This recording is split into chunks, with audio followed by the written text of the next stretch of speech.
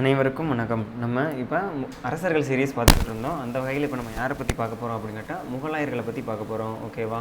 முகலாயர்கள் எப்போ இருந்து எப்போ வரைக்கும் ஆட்சி பண்ணாங்க அப்படின்னு கேட்டால் 1526 1857 வரைக்கும் அவங்க என்ன பண்ணியிருப்பாங்க அப்படின்னு கேட்டால் முகலாயர்களுடைய வம்சங்கிறது ஆட்சி இருந்திருக்கும். ஓகேவா? 1726 அவுரங்கசீப் மரணம் வரைக்கும், அதாவது 1707 வரைக்கும் முகலாயர்கள் எப்படி இருந்திருப்பாங்க அப்படின்னு கேட்டால் ரொம்ப வலிமையான அரசர்களாக இருந்திருப்பாங்க. ஓகேவா? அப்போ அவுரங்கசீப்போடைய மரணத்துக்கு அப்புறம் 1707 to 1857 வரைக்கும் வலிமை குறைந்து காணப்பட்டிருப்பாங்க அப்படிங்கிறத தெரிஞ்சுக்கணும். அதாவது இந்த முதல் உலகப் போர் நடக்கும்ல, முதல் உலகப் போருடைய முகலாயர்களுடைய வம்சம் என்ன ஆகிடும் அப்படின்னு கேட்டால் முடிவுக்கு வந்துடும் அப்படிங்கிறத தெரிஞ்சுக்கணும். ஓகேவா? சரி, ரைட்டு. இப்போ முகலாயர்களின் வம்சத்தை இந்தியாவில் தொடக்கி வச்சது யார் அப்படிங்கிறத தெரிஞ்சுக்கணும். ஓகேவா? முகலாயர்களுடைய வம்சத்தை இந்தியாவில் தொடக்கி வச்சது யார் அப்படின்னு கேட்டால் பாபர். ஓகேவா? பாபர் எந்த போரில் ஜெயிச்சு இந்தியாவில் முகலாய வம்சத்துக்கு அடிக்கல் நாட்டுவார் அப்படின்னு கேட்டால் முதலாம் பானிபட் போர் அப்படிங்கிறத ஞாபகம் வச்சுக்கணும். ஓகேவா? அப்போ முதலாம் பானிபட் போர் எந்த இயரில் நடந்தது அப்படின்னு கேட்டால் 1526. ஓகேவா? முதலாம் பானிபட் போரில் பாபர் ஜெயிச்சு என்ன பண்ணியிருப்பார் அப்படின்னு கேட்டால் இந்தியாவில் முகலாயர்களின் வம்சத்தை துவக்கினார் அப்படிங்கிறத தெரிஞ்சுக்கோங்க. ஓகேவா? இப்போ முகலாயர்களுடைய முக்கியமான அரசர்கள் யார் அப்படிங்கிறத பார்த்துக்கணும். ரொம்ப முக்கியம். முகலாயர்களில் முக்கியமான அரசர்கள் யாருன்னு பார்த்துக்கணும். வரிசைப்படுத்த சொல்லி பெரும்பாலான கொஸ்டினில் கேட்பாங்க. ஓகேவா? வரிசைப்படுத்தல் அப்படிங்கிறத ஞாபகம் வச்சுக்கோங்க. ஓகேவா? கொஸ்டின் ஏரியா எப்படி வரும் அப்படின்னு கேட்டால் வரிசைப்படுத்த சொல்லி வரும். ஓகேவா? சரி, ரைட்டு. ஓகே, முதல்ல யார் ஆட்சி பண்ணுவோம் அப்படின்னு கேட்டால் பாபர் ஆட்சி பண்ணுவார். ஓகேவா? பாபருடைய டைம் எப்போ இருந்து எப்போ வரைக்கும் அப்படின்னு கேட்டால் 1526 1530 வரைக்கும் ஒரு 4 வருஷம் தான் என்ன பண்ணியிருப்பார் அப்படின்னு கேட்டால் ஆட்சி பண்ணியிருப்பாருங்கிறத தெரிஞ்சுக்கணும். ஓகேவா? அதுக்கப்புறம் யார் அப்படின்னு கேட்டால் ஹுமாயூன் எப்போ வரைக்கும் எப்போ ஆட்சி பண்ணியிருப்பார்னா 1530 1540 வரை. ஓகேவா? இந்த 40 என்ன பண்ணியிருப்பார் அப்படின்னு கேட்டால் கன்னோஜ் போரில் ஷெர்ஷாட்டை தோற்றுருப்பார். ஓகேவா? ஷெர்ஷாவிடம் தோல்வி. ஓகேவா? ஷெர்ஷாவிடம் என்ன பண்ணியிருப்பார் அப்படின்னு கேட்டால் தோல்வி அப்படிங்கிறத ஞாபகம் வச்சுக்கணும். அப்புறம் என்ன பண்ணியிருப்பார்னா 1555 மீண்டும் டெல்லியை கைப்பற்றுதல். ஓகேவா? இன்னொருக்க மீண்டு வருவார். ஓகேவா? 1555 டெல்லியை கைப்பற்றி 1556 என்ன பண்ணிடுவார் அப்படின்னா டெத்து. ஓகேவா? இவர் 1556 மரணம் அப்படிங்கிறத தெரிஞ்சுக்கோங்க. இது இப்போ யாரை பற்றி பார்த்துட்டோம்னா ஹுமாயூன் 1530 1540 வரைக்கும் ஆட்சி பண்ணியிருப்பார். 1540 கன்னோஜ் போரில் ஷெர்ஷாட்டை தோற்றுருப்பார். மீண்டும் டெல்லி எப்போ கைப்பற்றுவார் அப்படின்னு கேட்டால் 1555 கைப்பற்றுவார். 1556 நூலக படிக்கட்டில் தவறி விழுந்து என்ன இருப்பார் அப்படின்னு கேட்டால் டெத்து, மரணம் அடைஞ்சிருப்பார். ஓகேவா? அதுக்கப்புறம் ஹுமாயூனுடைய பையன் யார் அப்படின்னு கேட்டால் அக்பர். ரொம்ப முக்கியமான முகலாய அரசர் யார் அப்படின்னு கேட்டால் அக்பர் அப்படிங்கிறத ஞாபகம் வச்சுக்கோங்க. ஓகேவா? அக்பர் எப்போ இருந்து எப்போ ஆட்சி பண்ணியிருப்பார் அப்படின்னு கேட்டால் 1556 1605 வரைக்கும் ஆட்சி பண்ணியிருப்பார். யார்? இந்த அக்பர். ஓகேவா? அதுக்கப்புறம் யார் அப்படின்னு கேட்டால் அக்பருடைய பையன். அவருடைய இயற்பெயர் என்ன அப்படின்னு கேட்டால் சலீம். ஆனால் ஜஹாங்கீர் அப்படின்ற பெயரோட என்ன பண்ணியிருப்பார் அப்படின்னு கேட்டால் ஆட்சி அரியணை ஏறி இருப்பார். ஓகேவா? அப்போ ஜஹாங்கீருடைய ஆட்சி காலம் எப்போ இருந்து எப்போ வரைக்கும் அப்படின்னு கேட்டால் 1605 1627 வரை அப்படிங்கிறத தெரிஞ்சுக்கணும். ஜஹாங்கீருடைய பையன் பெயர் என்ன அப்படின்னு கேட்டால் கட்டிடக்கலை இளவரசன் என்று அழைக்கப்படுகின்ற ஷாஜஹான். ஓகேவா? ஷாஜஹான் எப்போ இருந்து எப்போ வரைக்கும் ஆட்சி பண்ணியிருப்பார் அப்படின்னு கேட்டால் 1627 1658. ஓகேவா? இதை தெரிஞ்சு வச்சுக்கோங்க. அதுக்கப்புறம் என்ன அப்படின்னு கேட்டால் அவுரங்கசீப் எப்போ இருந்து எப்போ வரை ஆட்சி பண்ணியிருப்பார்னா 1658 1707 வரைக்கும் அவர் என்ன பண்ணியிருப்பார் அப்படின்னு கேட்டால் ஆட்சி பண்ணியிருப்பார். 1707 அவுரங்கசீப் மரணம். அதன் பின் என்ன ஆயிடும் அப்படின்னு கேட்டால் வலிமையான முகலாய வம்சம் வலிமை குறையும் அப்படிங்கிறத தெரிஞ்சுக்கோங்க. அதுக்கப்புறம் 1707 1857 வரைக்கும் முகலாயர்கள் அவ்வளோ வலிமையே இருந்திருக்க மாட்டாங்க. ஓகேவா? இப்போ ரொம்ப முக்கியமாக பார்க்க போகிறது யார் அப்படின்னு கேட்டால் இந்த 6 அரசர்களை பற்றி தான் பார்க்க போகிறோம். ஓகேவா? அந்த வகையில் இன்றைக்கி நம்ம முதல்ல எந்த அரசரை பற்றி பார்க்க போகிறோம் அப்படின்னு கேட்டால் பாபரை பற்றி பார்க்கலாம். ஓகேவா? சரி, இப்போ பாபர் யார் அப்படின்னு கேட்டால் முகலாய வம்சத்தை தோற்றுவித்தவர் அப்படின்ற மாதிரி சொல்கிறோம். ஓகேவா? அப்போ இந்த முகலாயர்கள்னால் யார் அப்படின்னு கேட்டால் தாய் வழியில் மங்கோலியர்கள் செங்கிஸ்கான் அவங்களுடைய பரம்பரையை சேர்ந்தவர்கள், தந்தை வழியில் துருக்கியை சேர்ந்த தைமூரின் பரம்பரையிலிருந்து வந்தவர்கள். இதை ஞாபகம் வச்சுக்கோங்க. தாய் வழியில் மங்கோலியர்கள், தந்தை வழியில் தைமூர் பரம்பரையை சேர்ந்தவர்கள் அப்படிங்கிறத தெரிஞ்சுக்கணும். ஓகேவா. பாபருடைய அப்பா அவருடைய 15 வயதில் மரணம். ஓகேவா. பாபருடைய அப்பா அவருடைய 11 வயதில் என்ன ஆயிரும் அப்படின்னு கேட்டால் மரணம். ஓகேவா. மரணம். யார்? பாபரின் தந்தை. ஓகேவா.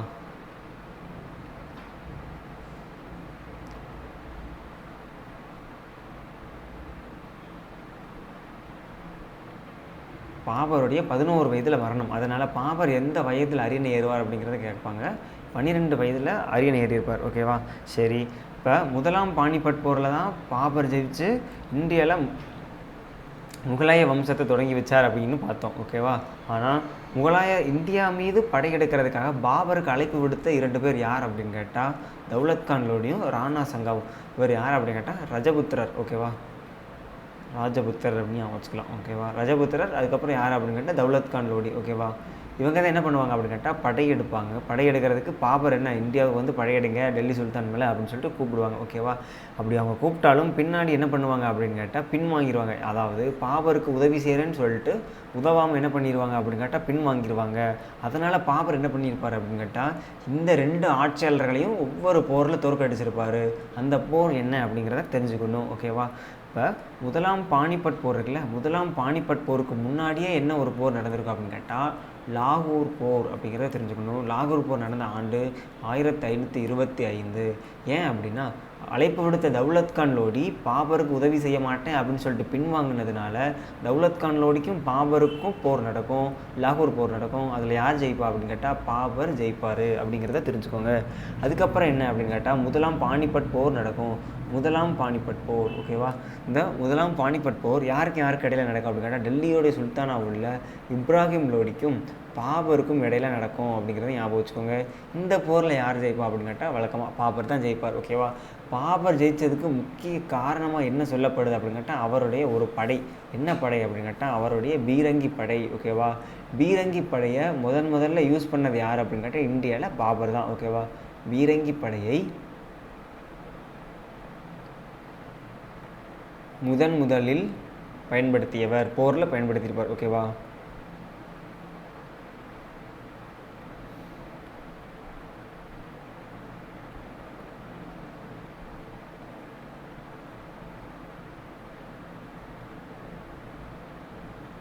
ஓகேவா. இது ரொம்ப முக்கியமான விஷயம். பீரங்கி படையை முதல்ல போரில் பயன்படுத்தின அரசர் யார் அப்படின்னு கேட்டால் பாபர், இந்தியாவில். ஓகேவா. அதுக்கப்புறம் என்ன அப்படின்னு கேட்டால் பாபர் காலத்தில் எத்தனை போர், முக்கியமான போர் நடந்திருக்கு அப்படின்னு கேட்டால் ஒரு 3 போர் நடந்திருக்கும். அந்த போர் என்னென்ன அப்படிங்கிறத பார்க்கணும். ஓகேவா. அப்படி ஃபஸ்ட்டு வர்ற போர் என்ன, முதல் போர் என்ன அப்படின்னு கேட்டால் கான்வா போர். ஓகேவா. கான்வா போர் எப்போ நடக்கும் அப்படின்னு கேட்டால் 1527 நடக்கும். ஓகேவா. 1527 பாபருக்கும் அவர் ஹெல்ப் பண்ணுறேன்னு சொல்லிட்டு ஹெல்ப் பண்ணாமல் போனால் அந்த ராணா சங்காவுக்கும் இடையில நடக்கும். அதில் என்ன பண்ணுவார் அப்படின்னா பாபர் வெற்றி பெறுவார். ஓகேவா. அதுக்கப்புறம் 2வது போர் என்ன அப்படின்னு கேட்டால் சந்தேரி போர். சந்தேரி போர் யாருக்கு இடையில நடக்கும்? பாபருக்கும் மேதினி ராய்க்கும் நடக்கும். அந்த போரில் பாபர் வெற்றி பெறுவார். 2வது நடந்த சந்தேரி போர்லேயும் பாபர் வெற்றி பெறுவார். இப்போ சந்தேரி போர் எப்போ நடக்கும் அப்படின்னு கேட்டால் 1528 மறு வருஷமே நடக்கும் அப்படிங்கிறத தெரிஞ்சுக்கோங்க. ஓகேவா. அதுக்கப்புறம் 3வது உள்ள போர் என்ன அப்படின்னு கேட்டால் காக்ரா போர். காக்ரா போர் எந்த இயரில் நடக்கும் அப்படின்னு கேட்டால் 1529 நடக்கும். 1529 என்ன போர் நடக்கும்? காக்ரா போர் நடக்கும். யாருக்கும் இடையில அப்படின்னு கேட்டால் பாபருக்கும் இந்த முகமது லோடிக்கும் நடக்கும். முகமது லோடி யார் அப்படின்னு கேட்டால் பீகார் அப்புறம் வங்காள பகுதியை ஆட்சி செய்தவர். ஓகேவா. இவர் யார் அப்படின்னு கேட்டால் இப்ராஹிம் லோடியோடைய சகோதரர். ஓகேவா. இப்ராஹிம் லோடியோட சகோதரர் அப்படிங்கிறதையும் தெரிஞ்சுக்கோங்க.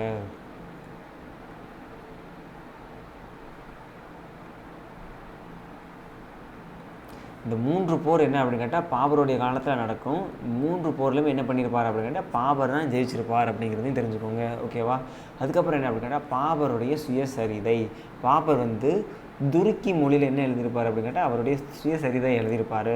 அந்த சுயசரிதையுடைய பெயர் என்ன அப்படின்னு கேட்டால் துசுக்கி பாபுரி அப்படிங்கிறத தெரிஞ்சுக்கணும். எந்த மொழியில் எழுதியிருப்பார் அப்படின்னு கேட்டால் துருக்கி மொழியில். சுயசரிதையோட பேர் துசுக்கி பாபுரி அப்படிங்கிறத தெரிஞ்சுக்கோங்க.